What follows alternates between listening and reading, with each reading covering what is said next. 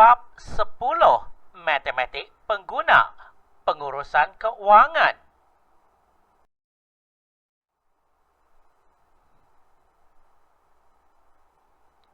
Rumusan bab Bahagian 1 Perancangan dan Pengurusan Keuangan. Bahagian 1 Perancangan dan Pengurusan Keuangan. A. Maksud proses pengurusan keuangan.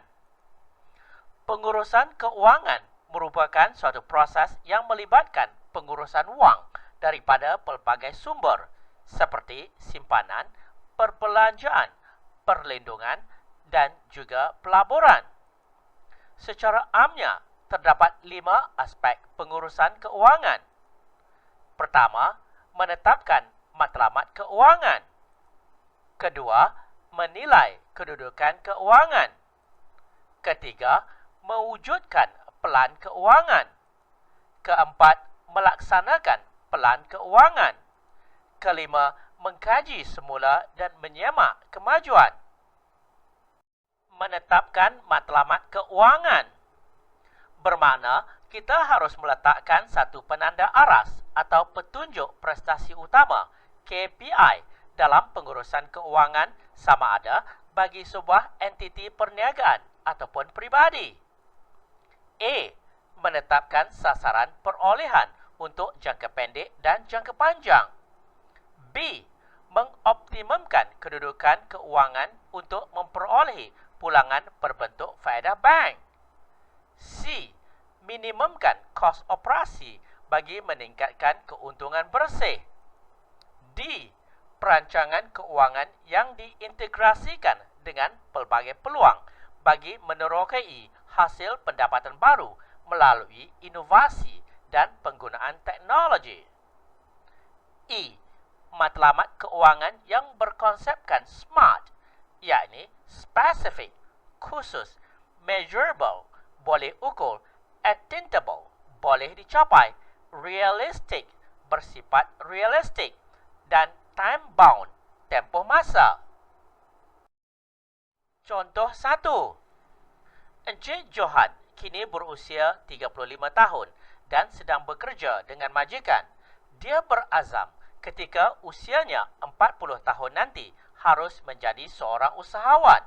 Jadi, beliau perlu menyimpan sekurang-kurangnya 10% daripada gajinya untuk dijadikan modal dalam perniagaannya nanti. Adakah matlamat keuangan Encik Johan memenuhi pendekatan SMART? Spesifik, khusus.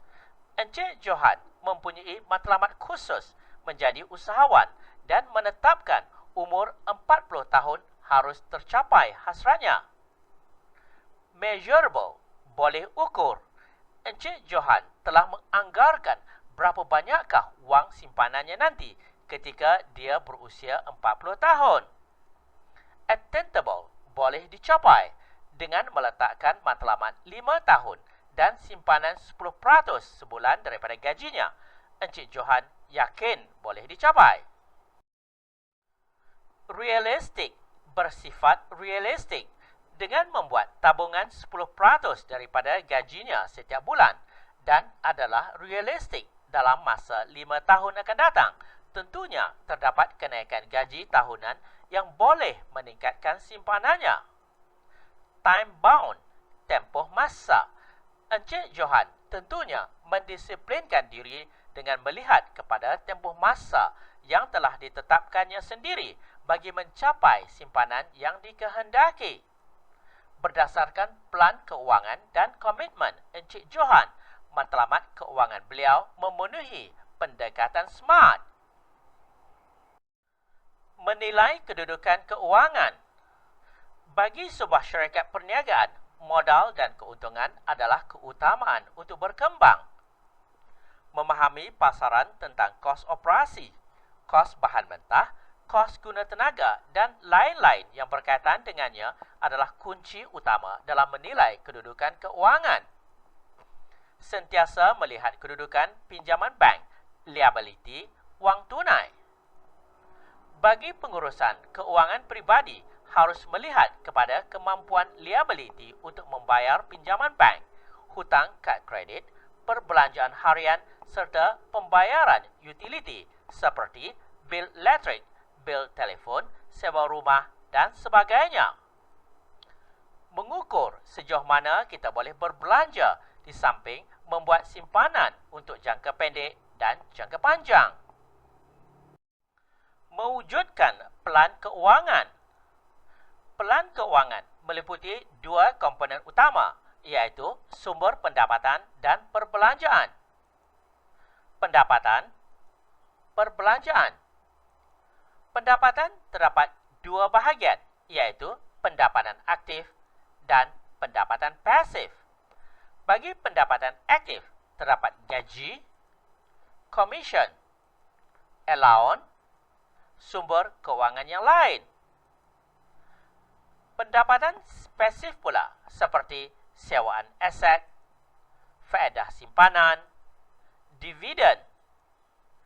Perbelanjaan pula terbahagi kepada perbelanjaan tetap, perbelanjaan tidak tetap. Perbelanjaan tetap terdiri daripada sewa rumah, pinjaman bank, insurans, kad kredit. Perbelanjaan tidak tetap seperti barangan dapur, petrol, bil utility. Jika aliran tunai positif, akan wujud pendapatan melebihi perbelanjaan. Jika aliran tunai negatif, akan wujud pendapatan kurang daripada perbelanjaan atau disebut sebagai defisit. Melaksanakan pelan keuangan. Melaksanakan pelan keuangan harus disertakan dengan perancangan teliti dan mendisiplinkan perbelanjaan mengikut pendapatan. Buatkan satu senarai atau amount yang harus dibelanjakan dan kemudian dibuat perbandingan setelah perbelanjaan dilakukan. Ia bagi mengelak daripada berlaku pembaziran dan menyusun perbelanjaan mengikut keutamaannya. Melaksanakan pelan keuangan yang positif membolehkan seseorang atau syarikat mempunyai lebihan aliran tunai. Sebaliknya, pelan keuangan yang negatif menyebabkan berlakunya perbelanjaan defisit. Mengkaji semula dan menyemak kemajuan.